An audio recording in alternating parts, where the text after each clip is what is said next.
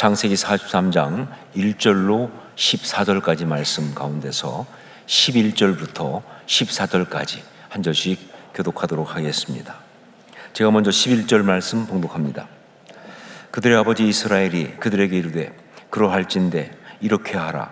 너희는 이 땅의 아름다운 소산을 그릇에 담아가지고 내려가서 그 사람에게 예물로 드릴지니 곧 유향 조금과 꿀 조금과 향품과 몰약과 유향나무 열매와 감 복숭아이니라. 너희 손에 갑절의 돈을 가지고 너희 자루 아귀에 도로 넣어져 있던 그 돈을 다시 가지고 가라. 혹 잘못이 있었을까 두렵도다. 내 아우도 데리고 떠나 다시 그 사람에게로 가라. 전능하신 아버님께서 그 사람 앞에서 너에게 은혜를 베푸사 그 사람으로 너희 다른 형제와 베냐민을 돌려보내게 하시기를 원하노라. 내가 자식을 잃게 되면 이르리로다. 아멘. 한 번은 어떤 권사님께서 어려움을 겪고 계시다고 하는 그런 목회 보고를 받고 제 마음이 너무나 안타깝고 또 아파서 그래서 전화를 드린 적이 있었습니다. 그분은 참 열심히 믿음으로 살아가는 그런 분이신데 참 삶 가운데 원치 않게 여러 가지 어려움을 많이 겪으셨어요. 그리고 최근에는 건강의 문제까지 생겨서 너무 힘들어하고 계시는 그런 분이셨습니다.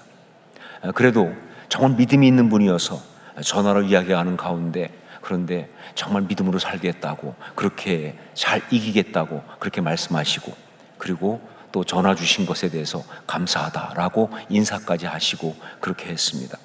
자, 그런데 그런 전화 말미에 목사님 왜 하나님이 저만 이렇게 특별히 힘들게 살게 하실까요? 라고 저 가슴속에 묻어두었던 깊은 이야기를 다 꺼내는데 제 마음이 정말 아팠습니다. 왜 하나님이 자기만 이렇게 힘들게 살게 하시는가? 라고 그 속에 감추고 있던 애써 눌렀던 그 마음을 표현하는데 너무 마음이 아팠습니다. 그래서 제가 그럴 때 보통 상담에서는 설교하면 안 되거든요. 그냥 열심히 들어주기만 해야 된다는 걸 알고 있지만 그러나 하나님의 너무 마음에 강력하게 감동을 주셔서 그래서 제가 설교를 시작했습니다. 권사님만 특별히 힘든 것이 아니라 인생을 살아가는 모든 사람이 사실은 다 힘이 듭니다. 말을 안 해서 그렇지 모든 사람이 다 어려움을 가지고 있고 고통하면서 살아가고 있습니다. 그러니까 하나님이 나만 특별히 힘들게 하신다는 그 생각 절대 안 하셨으면 좋겠습니다. 그거는 바로 마귀가 주는 생각이니까요. 그리고 권사님, 이 말씀이 얼마나 와 닿으실지 모르겠지만 저는 아주 확신하는데 이 신앙생활 하는 것이 이 스포츠처럼 말이죠. 스포츠 가운데 보면 무슨 체조라든가 혹은 무슨 피겨 스케이팅이라든가 이런 거 보면 거기도 그렇지만 이 난이도가 높으면 득점도 높은 겁니다. 신앙도 그렇습니다. 난이도가 높으면 득점도 높은 겁니다. 그러니까 권사님처럼 이렇게 특별히 힘들고 어려운 그러한 이 일을 믿음으로 잘 이겨낸다고 한다면 그 상급이 우리 하나님 앞에서 정말 크고 그 영적 축복이 그만큼 크다고 저는 확신합니다. 글쎄요, 권사님이 저의 이 설교에 얼마나 힘을 얻으셨는지는 잘 모르겠지만 그러나 자기가 정말 삶의 가장 힘든 상황 속에 있다고 생각하면서 영적인 어려움을 겪고 있는 그것이 너무 안타까워서 그렇게 제가 말씀을 드린 적이 있었습니다. 그 권사님처럼 오늘 말씀의 야곱도 그의 삶에서 가장 힘든 그런 순간에 처해 있습니다. 아니 정확히 말하면 자기가 가장 힘든 순간에 있다고 그는 그렇게 생각을 하고 있습니다. 야곱의 일생은요 나중에 그가 애굽의 바로 앞에서 고백했던 그 고백대로 정말 험악한 세월을 산 그런 삶이었습니다. 그야말로 사는 것이 쉽지 않았다. 자, 그런데 그렇게 힘들고 어려웠던 일을 많이 겪은 중에 바로 지금이 가장 힘들고 어려운 그런 순간이라고 그런 생각을 하고 있는 것이죠. 우리 6절 말씀을 함께 읽겠습니다. 6절 같이 읽습니다. 이스라엘이 이르되 너희가 어찌하여 너희에게 또 다른 아우가 있다고 그 사람에게 말하여 나를 괴롭게 하였느냐. 삶의 가장 큰 어려움과 위기는요, 바로 이렇게 어떻게 할 수 없는 그런 상황 속에 처했을 때가, 그때가 제일 힘든 겁니다. 생존 때문에 자신이 가장 소중하다고 생각하는 것을 포기할 수밖에 없는 바로 그런 상황, 거기에 놓였을 때가 가장 힘든 거예요. 야곱은 이미 고난을 겪을 만큼 겪었다고 생각했습니다. 자신에게 정말 특별했던 사람, 정말 사랑하는 라헬을 잃을 때에 그는요, 이런 건 나한테 있으면 안 돼 라고 생각하면서 정말 하나님이 왜 나에게서 이 사랑하는 라헬을 데려가시는지 그게 정말 이해가 되지 않아서, 그래서 정말 도저히 받아들일 수 없는 고통 가운데 있었습니다. 바로 그렇기 때문에 라헬이 낳은 두 아들 요셉과 베냐민에 대해서 그의 마음이 애틋했죠. 자, 그런데 어느 날 그 중에 첫째인 요셉을 또 잃고 말았습니다. 이건 말이 안 되는 거죠. 어떻게 요셉까지 또 잃을 수 있단 말인가? 하나님 어떻게 나한테 요셉까지 뺏어갈 수 있습니까? 그 상실감과 그 고통은요, 감당할 수 있는 것이 아니었어요. 그렇게 힘들게 살아가고 있는데, 그런데 이번에는 그 하나 남은 베냐민까지 잃어버릴 수도 있다는 이 사실, 그 무섭고 그 끔찍한 결정을 자기가 해야 한다는 이 상황, 여기에 처한 거예요. 살기 위해서 어쩔 수 없이 그런 결정을 해야 하는 그 상황, 거기에 처했다는 것이 정말 어렵고 힘든 것이고요, 삶의 고난 가운데 가장 힘든 고난, 바로 그것입니다. 살면서 가장 힘들고 어려운 경우, 이런 경우입니다. 이것은요, 다음 두 가지의 느낌을 주거든요. 그래서 정말 힘이 든 거예요. 하나가 뭐냐? 코너로, 막다른 길로, 낭떠러지로 몰리고 있다는 바로 그런 느낌. 살면서 정말 이런 느낌이 오면 너무 힘들어요. 내가 지금 정말 코너로, 막다른 길로, 낭떠러지로 지금 내가 몰리고 있다는 그런 느낌, 너무 고통스럽죠. 그리고 또 하나는 뭐냐? 소중한 것이 손에서 모래가 빠져나가듯이 그렇게 빠져나가는 느낌. 움켜쥐려고 하지만 잡을 수가 없어요. 손에서 모래가 빠져나가듯이 빠져나가는 그런 느낌, 이것도 정말 고통스러워요. 지금 바로 야곱이 그런 상황에 처해 있는 겁니다. 나름 지켜보려고 또 피해보려고 애를 썼습니다. 하지만 어떻게 할 수 없는 그런 상황에 그가 처하고 있다는 것이죠. 베냐민은 절대로 잃을 수 없다고 그렇게 생각해서 그동안 버텼습니다. 그래서 양식을 사러 갈 때도요, 다른 아들 다 보내면서도 베냐민은 함께 보내지 않았어요. 무엇인가 느낌이 안 좋아서, 불안한 그런 마음이 있었기 때문에 그렇게 했겠죠. 자, 그런데 그 아들들이 돌아왔는데 왜 불길한 느낌은 한 번도 틀린 적이 없는지, 애굽의 총이라는 자가 자기하고 무슨 상관이 있다고 막내 베냐민을 콕 집어서 데려오라고 하면서 다른 아들 시므온을 볼모로 잡았다는 거예요. 하지만 보낼 수 없죠. 버텼습니다. 언제까지 버틸 수 있는지 전 그렇게 버틸 수 없다는 걸 알지만, 또 시므온한테 그래서는 안 되는 줄 알지만, 그러나 그는 버팁니다. 베냐민을 지켜보겠다고 말이죠. 그러나 더 이상 버틸 수 없는 상황에 이르렀습니다. 이 가족 전체가 다 굶어 죽지 않으려면 이제 베냐민을 보내야 되는 거예요. 어떻게 이렇게 꼬일 수 있나? 어떻게 이렇게 정말 이렇게 꼬일 상황에 꼬일 수 있나 싶은 아주 어려운 상황에 그가 처한 거예요. 제가 개인적으로 고난 가운데 있을 때의 경험을 보면요, 그때 가장 많이 생각하면서 고통했던 단어가 외통수라고 하는 단어였어요. 외통수. 정말 마귀가 어떻게 나를 이렇게 외통수에 몰아넣을 수 있는지, 어떻게 할 수 없는, 어떻게 피할 수 없는, 정말 그냥 당할 수밖에 없는, 방법이 없는 그런 상황에 몰렸다는 것이 정말 고통스러웠던 그런 기억이 있습니다. 그렇죠. 길이 있으면 난관이 아니죠. 피할 수 있으면 문제가 되지 않겠지요. 그러니까 사실 우리가 당하는 모든 어려움은 말 그대로 외통수가 맞습니다. 지금 야곱이 바로 그런 상황에 처한 것이죠. 자, 그런데 여러분, 여기서 우리가 한 가지 또 볼 것이 있습니다. 이게 지금 야곱에게는 정말 고통스럽고 어려운 상황인데, 그런데 사실은 이것이 야곱에게 주어지고 있는 엄청난 축복이 오고 있는 상황이 아니냐 하는 거예요. 예, 지금 야곱이 느끼기엔 너무 고통스럽고 너무 힘든 그런 상황이지만 사실은 야곱에게 주어지고 있는 엄청난 축복의 상황이 아니냐 그 말이에요. 예, 보세요. 죽은 줄만 알았던 아들 요셉을 만나는, 예, 그것도 그 요셉이 뭐예요? 애굽의 총리가 돼서 정말 만나는 놀라운 축복. 그 축복이 지금 자기한테 오고 있는 바로 그 상황이 아니냐 그 말이에요. 여러분, 성경이 이 말씀을 하면서 무엇을 우리한테 말해주고 있습니까? 자, 이 사실을 볼 때 성경이 말해주고 있는 메시지가 뭡니까? 그렇죠. 영적으로 우리에게 오는, 우리 인생에 오는 모든 종류의 고난과 어려움이 다 이런 것이다 하는 거예요. 당장 느끼기에는 고난이 맞습니다. 어려움이 맞습니다. 정말 없었으면 좋겠다, 피할 수 있으면 좋겠다, 그런 것이 맞아요. 그러나 신앙인에게는요, 이것이 하나님의 그 엄청난 축복이 임하고 있는 통로가 되는 거예요. 지금요, 하나님의 축복이 오는 기회가 된다 그 말입니다. 이게 영적으로 분명한 사실이에요. 이걸 정리하면 이렇습니다.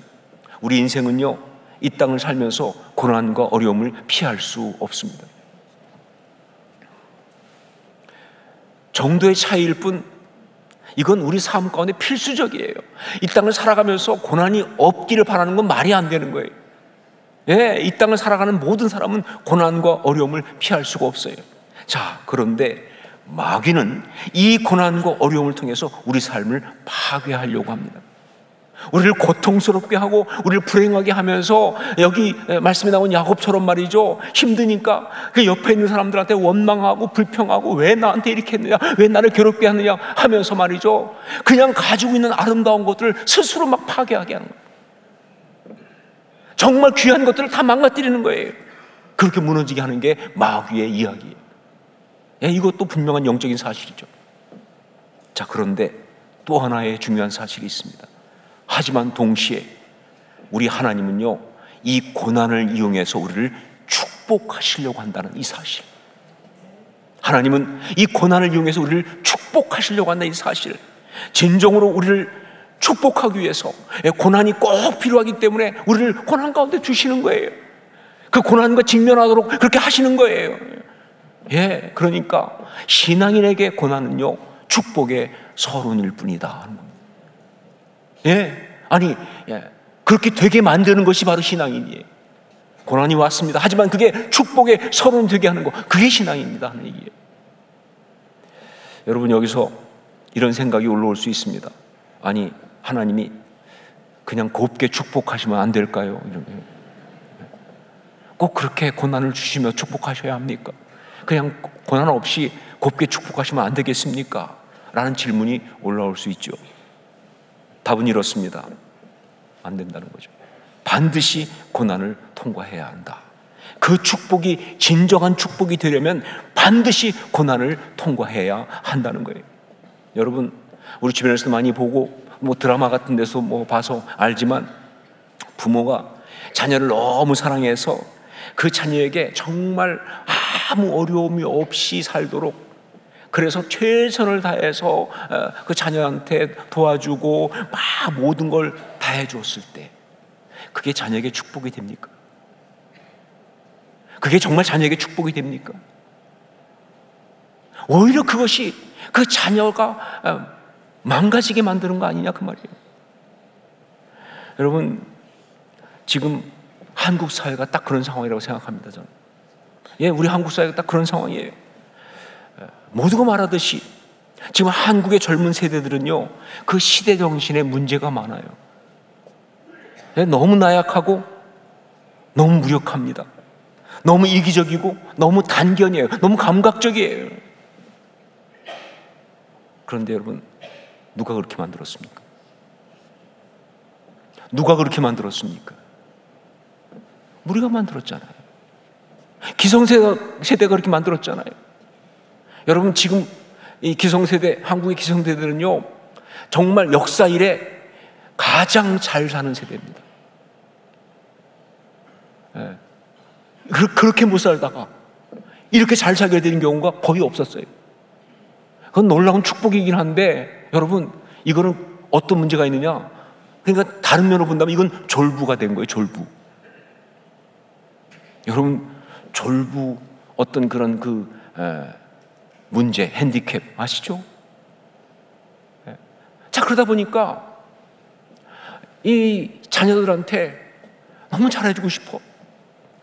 내가 했던 고난, 가난, 고생 안 하게 해주겠다고 그래가지고 그냥 모든 것들을 막 해준 거예요.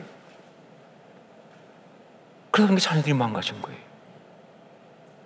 그들의 시대 정신이 무력해진 거예요. 그들이 정말 그렇게 나약해진 거예요. 그렇게 이기적이 된 겁니다. 네. 여러분, 자녀에게 절대 좋은 환경만 주시면 안 됩니다. 그것보다는요, 참 십자가 신앙을 자녀들에게 가르쳐 주어야 되는 거예요. 고난이 오지 않도록, 어려움이 오지 않도록 막아주는 게 중요한 것이 아니라 그 고난을 이길 수 있는 믿음, 그 어려움을 돌파할 수 있는 그 신앙을 줘야 한다, 그 말입니다. 이게 더 중요한 거예요.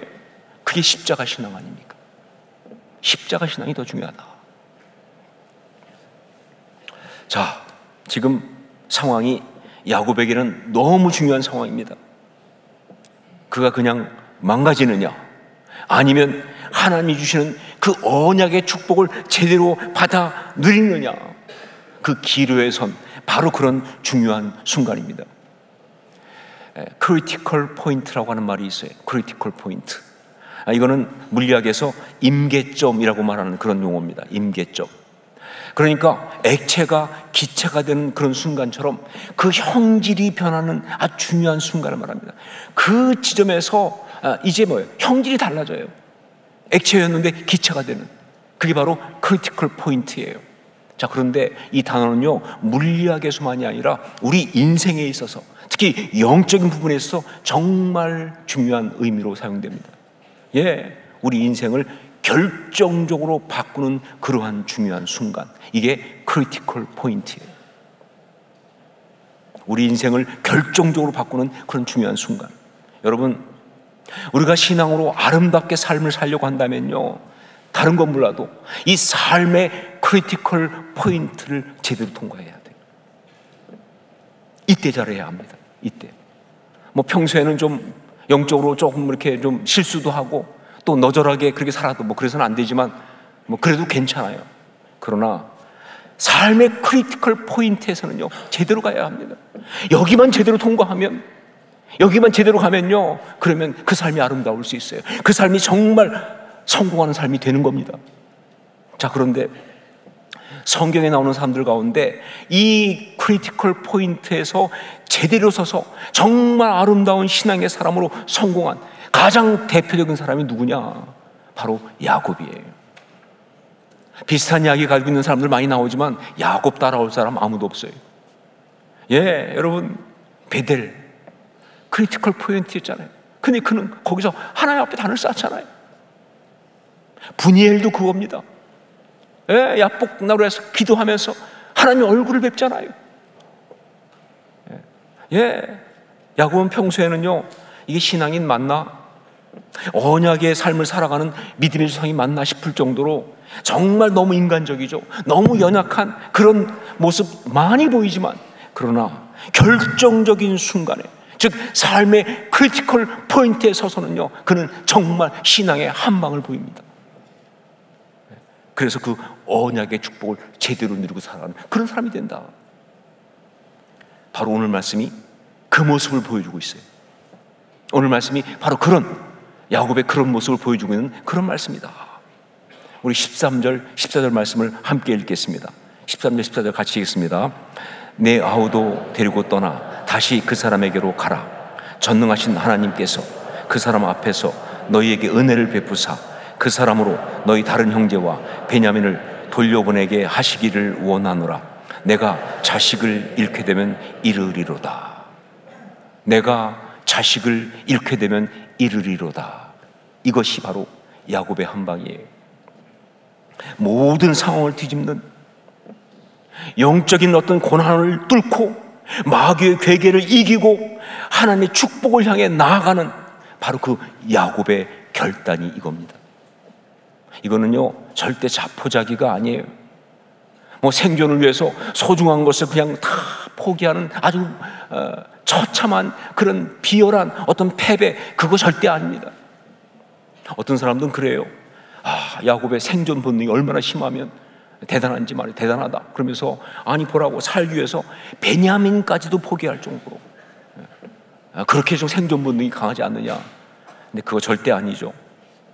솔직히 야곱에게 베냐민은요, 그가 살아있는 한 절대로 포기할 수 없는 그런 존재가 베냐민. 오죽하면 성경에 뭐라고 나중에 나옵니까? 둘의 생명이 묶여 있다고 말하잖아요. 네, 근데 야곱만 그런가요? 아니죠. 부모에게 자식은요 원래 그런 거 아닙니까?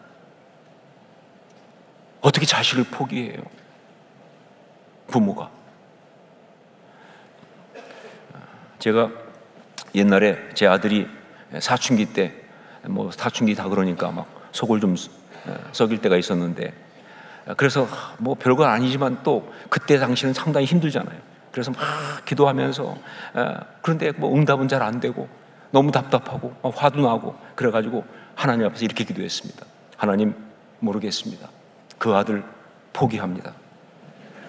그냥 아들 하나 없는 셈 치겠습니다. 그랬더니 갑자기 바로 제 마음에 하나님의 응답이 오기를, 너 원래 아들 하나밖에 없잖아. 그러면서 진짜 이건 하나님 주신 감동으로 이렇게 답하시더라고요. 너 뻥치지 마라. 뻥치지 마라. 그리고 하신 말씀이, 너 절대로 네 아들 포기 못한다. 너 절대로 네 아들 포기 못한다. 예, 야곱도요 베냐민 포기 못합니다. 그러니까 이름은 이르리로다 포기하는 마음으로 그렇게 말한 거 아니에요. 그게 아니라 하나님께 맡기겠다는 겁니다.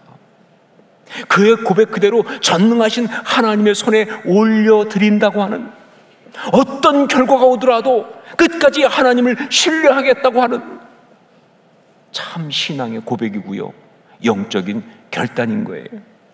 그렇습니다. 이것은요 다니엘의 세 친구의 그리 아니하실지라도 같은 그런 신앙 고백이었어요. 이것은요 에스더의 죽으면 죽으리이다, 그것과 괴를 같이 하는 그런 신앙 고백이었습니다. 그리고 이것은요 나의 원대로 마시옵고 아버지의 원대로 하옵소서 라고 기도하셨던 우리 주님의 겟세마네 영성, 바로 그거였습니다. 나의 원대로 마시옵고 아버지의 원대로 하옵소서 라고 기도했던 우리 주님의 겟세마네 영성. 여러분, 야곱의 결단과 같은 그런 신앙의 결단만이 고난을 뚫습니다. 다른 방법 없어요. 별별 다 해도 안 돼요.